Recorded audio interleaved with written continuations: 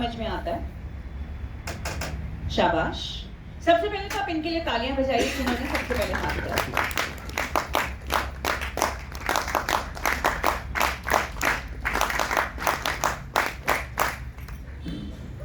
At first, good afternoon, ma'am. It was really pleasant to meet you. According to me, self-empowerment is when we know that what our own problem is and how we can find out the solution to those problems. And after finding the solutions, we are the ones who should take the action to those solutions so that our problems can be solved. Very good, wonderful, amazing answer. यहाँ किसी ने हाथ खड़ा किया है? Can you please pass the mic to her?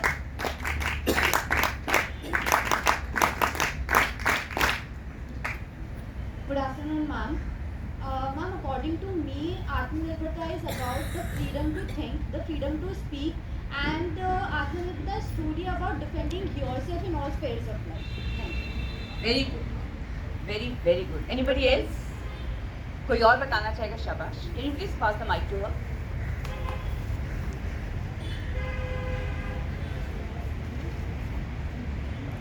Ma'am, for me, the first step to reach Atmanirbharta is to know our rights so that we can defend ourselves. Short and crisp. Amazing. आत्मनिर्भरता is knowing our rights. अपने अधिकारों को जानना आत्मनिर्भरता की ओर पहला कदम है।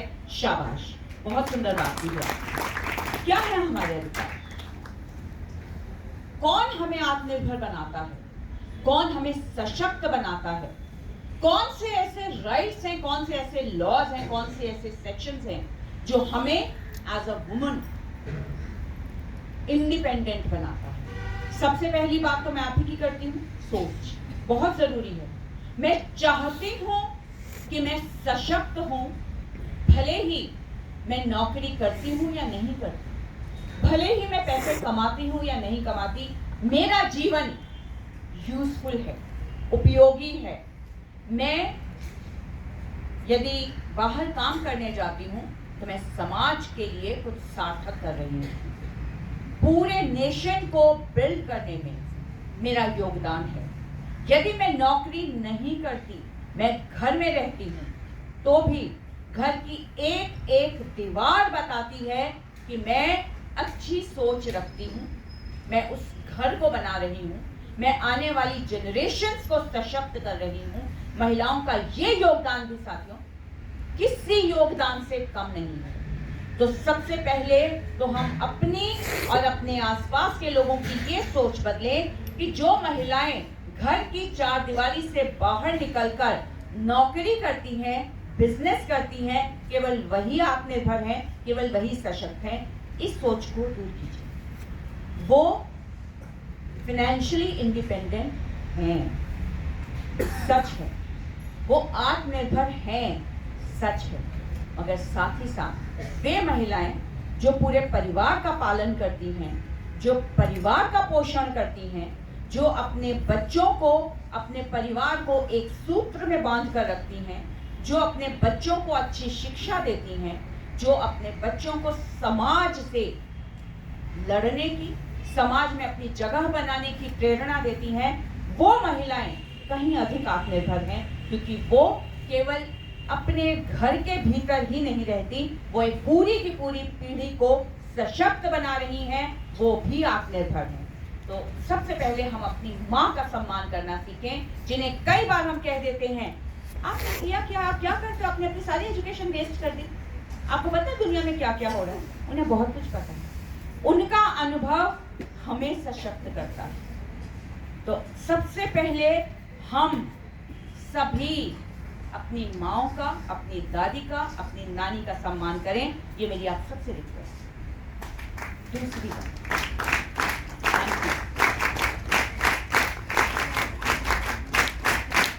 मैं सभी अधिकारियों को कहना चाहती हूँ, जो आपका ताली बजाने का तरीका ये मुझे बहुत पसंद आया, शुक्रिया। दूसरी बात, वे महिलाएं जो नौकरी के लिए बाहर जाती हैं या अपना स्वयं का व्यवसाय चलाती हैं, घर से बाहर निकलती हैं, वो दोहरी जिम्मेदारी निभाती हैं। उन्हें अपना घर भी देखना होता है, उन्हें बाहर जाकर अपने आप को स्थापित भी करना होता है। इसे जरा गौर से सुनिएगा। केवल एक अपॉइंटमेंट लेटर किसी भी जॉब का हाथ में आ जाना आपको आत्मनिर्भर नहीं बना रहा है, क्योंकि वहां वो तो शुरुआत है एक कठिन डगर की, मुश्किल रास्ते की। क्यों मैं ऐसे मुश्किल रास्ता कह रही हूं? हमारे समाज में एक सबसे बड़ी समस्या महिलाओं के सामने ये है कि उन्हें हर जगह अपने आप को प्रूव करना पड़ता है, साबित करना पड़ता है कि ये पोस्ट मुझे काबिल हूं, मेरा काम देखो, मैं कठिन हूं, मुझे मौका दो, मेरी कैपेबिलिटी देखो। देता है, प्लीज मुझे मेरे जेंडर के आधार पर डिस्क्रिमिनेशन मत करो, प्लीज मुझे बंधनों में मत बांधो, कृपया देखो मैं ये काम उस रिपोर्टर से या उस व्यक्ति से या उस एग्जीक्यूटिव से ज्यादा अच्छा कर सकती हूँ, मौका तो दो। महिला होने के नाते मुझे इस मौके से वंचित मत करो। ये हर महिला को अपने कार्यस्थल पर प्रूव करना पड़ता है, साबित करना पड़ता है। मैं रिकॉर्डिंग ये समानता नहीं है, ये आत्मनिर्भरता भी नहीं है, इंडिपेंडेंट होना तो बिल्कुल नहीं है। अच्छा मैं देख लूंगी, पता नहीं यहाँ पे इस सोच को बदलने की जरूरत है। ये वो डिस्क्रिमिनेशन है जो वर्क प्लेस पर होता है। मैं रिकॉर्डिंग कर रही हूँ। दूसरा वीडियो में कैसे डिस्क्रिमिनेशन आऊंगी? परिवार में एक महिला को सुबह काम पर जाना होता है, उसे घर की सारे दिन की व्यवस्था करके जानी होती है, शाम को वो लौटती है, रात से लेकर अगली सुबह तक की सारी तैयारी करती है, उसके बाद वो सोने जा पाती है। जब वो सोती है उस समय सोने से पहले उसके मन में विचार चलता है कि सुबह उठकर मुझे ये काम करने हैं, ये सूची वो मनी मन बनाकर सोती है। सुबह उठते ही फिर सारे दिन की तैयारी करती है। क्या परिवार के पुरुष सदस्य भी इस तरह की सूची बनाते हैं? नहीं। यदि परिवार में ऐसा हो रहा है तो ये समानता नहीं है, ये महिलाओं की सशक्तिकरण नहीं है, ये महिलाओं की आत्मनिर्भरता नहीं है। यदि कोई महिला, जिसकी बात मैंने अभी सबसे पहले की थी, नौकरी करने बाहर नहीं जाती है, परिवार में रहती है, उससे बच्चों के उठने से पहले उठना होता है, उन्हें स्कूल भेजना होता है, पति को परिवार के अन्य सदस्यों को काम पर भेजना होता है, घर के काम निपटाने होते हैं, यदि मेड आ रही है उसके साथ बैठना होता है, उसके साथ सारे काम समझाने होते हैं, सारे घर को व्यवस्थित रखना होता है, और तब भी शाम को एक ताना सुनना पड़ता है, तुमने आज किया क्या? तुम्हें पता हमें ऑफिस में कितना काम था? काम सबको होता है। यदि आपके परिवार में किसी महिला के साथ ऐसा व्यवहार हो रहा है तो ये सशक्तिकरण नहीं है। फिर क्या है सशक्तिकरण? आप कहेंगे ये तो कंफ्यूज कर रही हैं, ना घर में रहने वाली महिला सशक्त है, ना काम करने वाली महिला सशक्त है, तो फिर कौन सशक्त है? सशक्त केवल सोच होती है, महिला या पुरुष नहीं। यदि सुबह से शाम तक ऑफिस में काम करने वाली महिला को आकर अपनी पूरी की पूरी सैलरी किसी ना किसी के हाथ में सौंप देनी होती है, उसे अपना मन से कुछ खर्च करने का अधिकार नहीं है, तो वो इंडिपेंडेंट नहीं है फाइनेंशियली, वो केवल एक और जगह काम कर रही है। मैं देखूंगी, फ्री हुई तो ही आ पाऊंगी। आपके सामने ये वाली सारी बातें क्यों कर रही हूँ? क्योंकि आज से कुछ वर्षों बाद आप भी जब एक स्ट्रॉन्ग महिला के रूप में समाज में अपनी जगह बनाएंगी, आपको निश्चित करना होगा कि आपको किस सीमा तक आत्मनिर्भर बनना है, या मेरी बात सुनिए आपने, आपको किस सीमा तक आत्मनिर्भर बनना है, या बिना सीमा के बंधन को देखे आत्मनिर्भर बनना है। मैं स्वच्छंद निरंकुश होने की बात नहीं कर रही हूं, लेकिन महिलाओं पर ही सीमा का बंधन क्यों लगाया जाए? यदि लगाया जाता है तो वो आत्मनिर्भरता है कि नहीं है? नहीं है। आपको आज यहाँ इस मैदान में, इस जगह, इस कैंप में यदि एक पल को भी ये लगता है कि आप अपने निर्णय लेने के लिए स्वतंत्र हैं, तो आप सशक्त हैं। और यदि आप अपने निर्णय स्वयं नहीं ले सकती हैं, तो आपको विमेन एम्पावरमेंट की जरूरत है। और ये वो बच्चे हैं जो भारत के हर कोने से चुने जाकर यहाँ आए हैं, गणतंत्र हाँ, दिवस मैम की परेड में मैं यहाँ हिस्सा पे लेने वीडियो जा शूट कर रही रही हूँ हैं, एकेडमिक जहां सेशन का। करोड़ों लोग आपको मंजू जी कह रही हैं कि सलामी आप देते शॉर्ट हुए नोट लेना, देखेंगे। इधर आ जाओ एक बार, आप कितने देख लो गर्व क्या का बात है अवसर होगा। 115 में। और ऐसे में हाँ। यदि आपका माथा गर्व से तना हुआ है क्योंकि आप सशक्त हैं, तो क्या संदेश जाएगा पूरे भारत की लड़कियों के लिए? माइक, क्या संदेश जाएगा आपके नजरिए से? किसके पास है माइक? क्या संदेश जाएगा? Ma'am, that if we can, then they also can. If she can, I can also do this. जो बाकी लोग सोच रहे हैं. Anybody else? Please यहाँ माइक दीजिए.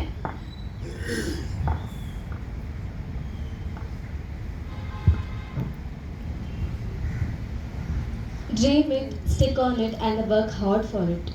Wonderful, amazing. Anyone else? पीछे से कोई जवाब नहीं आ रहा हमारे पास.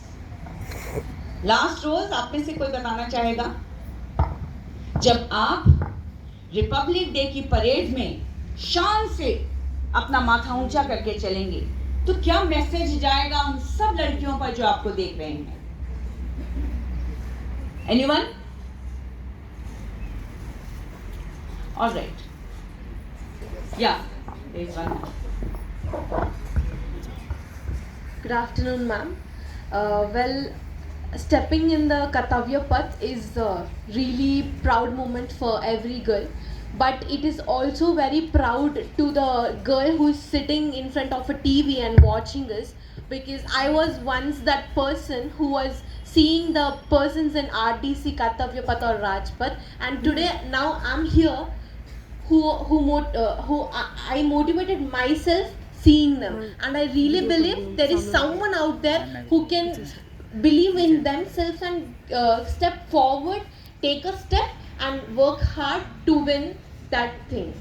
So thank you. इनके लिए तालियां कौन बजाएगा? बहुत सुंदर बात कही आप. Awesome.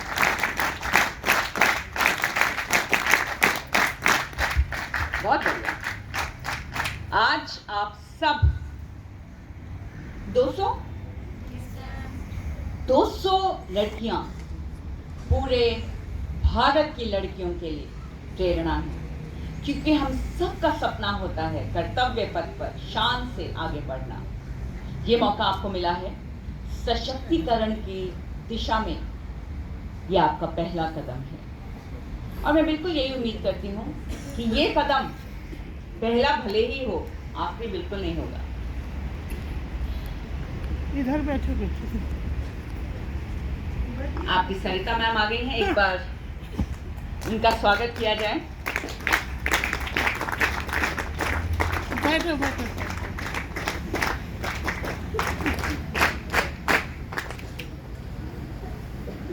सो अभी तक जो बात हमने की वो थी महिलाएं सशक्त कब हो सकती हैं? जब वो आत्मनिर्भर होंगी. और आत्मनिर्भरता से तात्पर्य हमारा ये है कि या तो वे इंडिपेंडेंट फाइनेंशियली हो, और अगर फाइनेंशियली इंडिपेंडेंट नहीं भी होती तो भी अपनी सोच में आत्मनिर्भर हों, क्योंकि धन से ज़्यादा महत्वपूर्ण है सोच. यदि हमारी सोच हमें आत्मनिर्भर बनाती है तो हमें दुनिया की कोई ताकत झुका नहीं सकती. एक और बात भी हमने की कि यहाँ आत्मनिर्भरता से हमारा तात्पर्य निरंकुश होना बिल्कुल नहीं है, स्वच्छंद होना बिल्कुल नहीं है. क्यों? क्योंकि कोई भी समाज जब निरंकुश लोग बिना किसी बंधन के आगे बढ़ता है तो वो बिखर जाता है. और हम महिलाएं चाहे कितनी सशक्त क्यों ना हो जाए, अपने परिवार को या अपने समाज को कभी भी बिखरने तो नहीं देते, है ना? और आत्मनिर्भरता के बाद आगे बढ़ते हैं और अब हम ये देखते हैं कि हमारी सरकार जो कानून बनाती है वो हमारे लिए क्या कर रही है. क्या उन्होंने भी सोचा है कि हम समाज में अपनी जगह बना सकें? क्या हम अपनी सोच से ही आज़ादी पा सकें, या क्या हम एक समानता का व्यवहार अपेक्षित कर सकें? हमें एक्सपेक्टेड हो कि हमें हर जगह समानता मिलेगी? बिल्कुल. कई ऐसे लॉ बनाए गए हैं, शुरू से ही, जो महिलाओं को समानता का अधिकार देते हैं। और जब समानता महिलाओं को दी जाती है तो वो हर क्षेत्र में सशक्त, एम्पावर्ड हो सकती हैं। सबसे पहले मंजू का फोन आया था।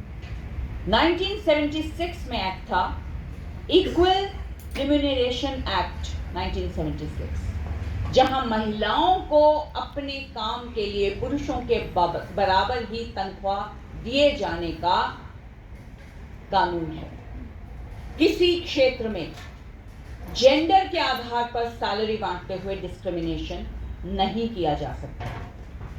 एक समान काम, एक समान वेतन, ये महिलाओं को समानता देने और उन्हें आत्मनिर्भर बनाने की दिशा में बहुत बड़ा कदम है। इसके अलावा एक और जगह जहां महिलाओं को दबाने का बहुत प्रयास किया जाता है वो है विवाह के बाद, जब डाउरी को लेकर कई जगहों पर आज भी और पहले तो बहुत ज्यादा प्रताड़ित किया जाता रहा है।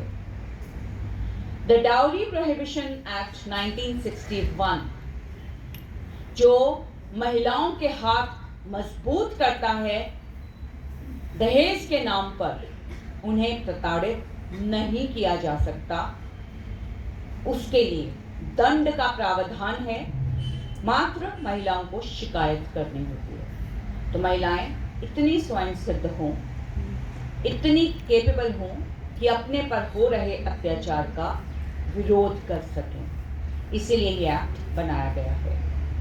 उसके बाद है द मैटरनिटी बेनिफिट एक्ट 1961, यानी महिलाएं जब संतान को जन्म देती हैं तो उन्हें मैटरनिटी लीव दी जाए।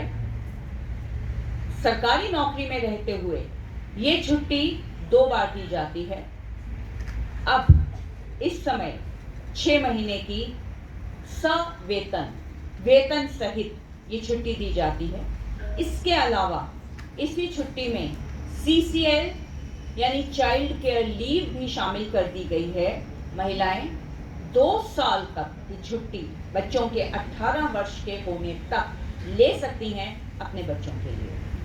और आमतौर पे आप सब जब नौकरी करना शुरू करेंगे तो ये समझेंगे कि छुट्टी मिलनी बहुत आसान होती नहीं है, लेकिन मैटरनिटी लीव के बाद बिना ज्वाइन किए आप अपनी CCL कंटिन्यू कर सकते हैं। कोई आपको बाध्य नहीं कर सकता कि आप सर्विस वापस ज्वाइन कीजिए। ये छुट्टी मैटरनिटी लीव और CCL विद पे है, इसके लिए आपकी तनख्वाह काटी नहीं जाएगी, आपको तनख्वाह साथ में, वेतन साथ में दिया जाएगा। एक और बहुत महत्वपूर्ण एक्ट है sexual harassment of women at work place prevention act 2013।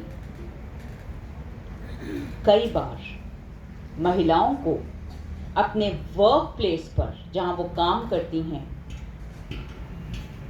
शर्मिंदा होना पड़ता है, उन्हें शर्मिंदा होने का एहसास कराया जाता है, उन्हें नीचा दिखाने का प्रयास किया जाता है। इसके बारे में अभी हमने थोड़ी देर पहले बात की थी कि महिलाओं को स्वयं को प्रूव करना पड़ता है कि मैं ये काम कर सकती हूँ, और तब कहा जाता है ना छोड़ो आप नहीं कर सकती, आप औरत हो ना, आप में इतनी ताकत नहीं है। ये कानूनन अपराध है अगर आप में से किसी को भी ऐसा कुछ कहा जाता है। दूसरी बात, अगर कहीं भी हरास किया जाता है, यौन शोषण किया जाता है महिला को, उसके लिए यह एक्ट बनाया गया है। हर ऑफिस में कंपलसरी है कि एक एंटी सेक्सुअल हरासमेंट कमिटी बनाई जाए, ये कंपलसरी है। और यदि कोई महिला कर्मचारी से तात्पर्य ऑफिसर से लेके क्लास 4 तक कोई भी यदि कंप्लेंट करती है, उसकी बाकायदा इंक्वायरी करना और दोषी को सजा देना उस कमेटी का मुख्य उद्देश्य है। और यदि वो कमेटी नाकाम रहती है ऐसा करने में, तो उस कमेटी के लिए दंड का प्रावधान है। सो ये जो एक्ट बनाया गया है, ये वर्क प्लेस पर महिलाओं को सुरक्षित बनाए रखने की दिशा में एक बहुत बड़ा कदम है कि आप घर से बाहर निकल कर भी सुरक्षित हैं, और ये सरकार की जिम्मेदारी है। आर्टिकल 15(1) क्या कहता है संविधान का? कि the state shall not discriminate against any citizen on the ground of gender.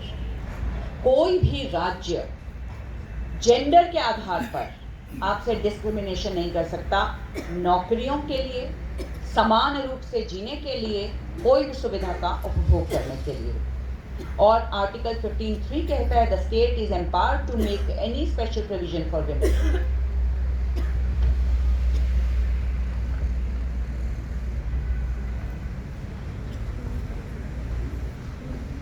ये सेक्शन ये कहता है कि कोई भी स्टेट महिलाओं की बेहतरी के लिए, उन्हें बेहतर सुविधाएं देने के लिए कटिबद्ध है। उन्हें ये प्रोविजन है कि वो महिलाओं को स्पेशल सुविधाएं दे सकें। जैसे आपने देखा होगा कि ट्रेन्स में, स्पेशली मेट्रो ट्रेन में, जो दिल्ली के बच्चे हैं वो जानते होंगे, और आप सब ने भी कभी ना कभी दिल्ली आकर मेट्रो में सफ़र अवश्य किया होगा। एक स्पेशल बोगी बनाई गई है जो केवल महिलाओं की, जिसमें पुरुष नहीं बैठ सकते। हर बोगी में 2 सीट्स रखी गई हैं महिलाओं के लिए, ताकि वो धक्का मुक्की से बच सकें। ये जो प्रोविजंस मैंने अभी आपको बताया, मेरे पास समय बहुत कम है इसलिए मैं जल्दी से अपनी बात खत्म करूंगी। ये जो प्रोविजन सरकार द्वारा किए जा रहे हैं, हालांकि काफी सारे एक्ट हैं, अभी हम विस्तार में सबकी चर्चा नहीं करेंगे। इन सब एक्ट्स के जरिए हम कानूनी रूप से सशक्त हो रहे हैं। लेकिन मैं फिर से अपनी बात कहूंगी जहां से मैंने बात की शुरुआत की थी, कि कोई भी महिला सशक्त तभी हो सकती है जब वो यहाँ से, अपने मस्तिष्क से सशक्त हो। जब हम खुद सशक्त होना चाहेंगे, अपने अधिकारों के बारे में सचेत होंगे, जब हम स्वयं समाज में अपनी जगह बना सकेंगे, और अगर वो जगह हमें नहीं मिलेगी तो हम आवाज उठा सकेंगे, तभी हम एम्पावर्ड हैं। और यही एम्पावरमेंट हमें सिर्फ अपने लिए नहीं चाहिए, हमें पूरे भारत की महिलाओं के लिए चाहिए। तो आवश्यक है कि आप सिर्फ अपने लिए ना करें, क्योंकि आप एनएसएस जैसी बहुत ही निष्ठावान संस्था के साथ जुड़े हैं। मैं चाहती हूँ आप में से हर एक वॉलंटियर अपने आसपास के परिवेश को बेहतर बनाने का प्रयास करें। यदि किसी पर किसी तरह का भेदभाव हो रहा है, आप आवाज उठाएं, क्योंकि आपके हाथ में ये पावर है। और ये पावर आपको किसने दी है? स्वयं आपने, क्योंकि आप एक महिला हैं और आप समाज को एक बेहतर जगह बनाने के लिए कृत संकल्प हैं। क्यों? क्योंकि आपने एनएसएस ज्वाइन किया है। किया है? You are empowered? Yes, ma'am. All of you? Yes, ma'am. Just raise your hand and tell me that yes, you are empowered. Amazing. Thank you so much. You are wonderful girls and I'm so proud of you. Thank you. मैं परम सम्माननीय camp director ma'am से आग्रह करूंगी कि आज की मुख्य वक्ता के रूप में प्रभारी हमारी वक्ता को बुके देकर उनका सम्मान करें। जोरदार तालियां हमारी मुख्य वक्ता और कैंप डायरेक्टर मैम के लिए।